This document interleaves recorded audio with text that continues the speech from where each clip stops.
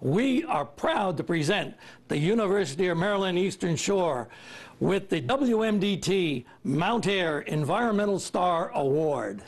Dr. Ron Forsyth, Vice President of Technology and Commercialization at UMES, and this month's Environmental Star is being honored for his extensive work on the campus's new solar farm. Dr. Forsyth has been the visionary here to really make things happen.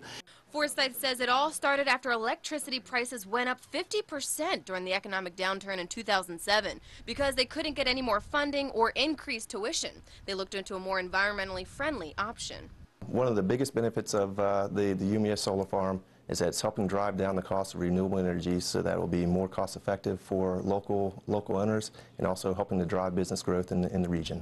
And there's more in store for the Somerset County area. Their next project, about 120 to 150 megawatts of wind energy production, which officials say will put money back into the community. The goal is to keep as much of the profits and revenues of these projects locally and within local farmers' hands and within the neighbors of those farms. Aliana Gomez, WMDT 47 News.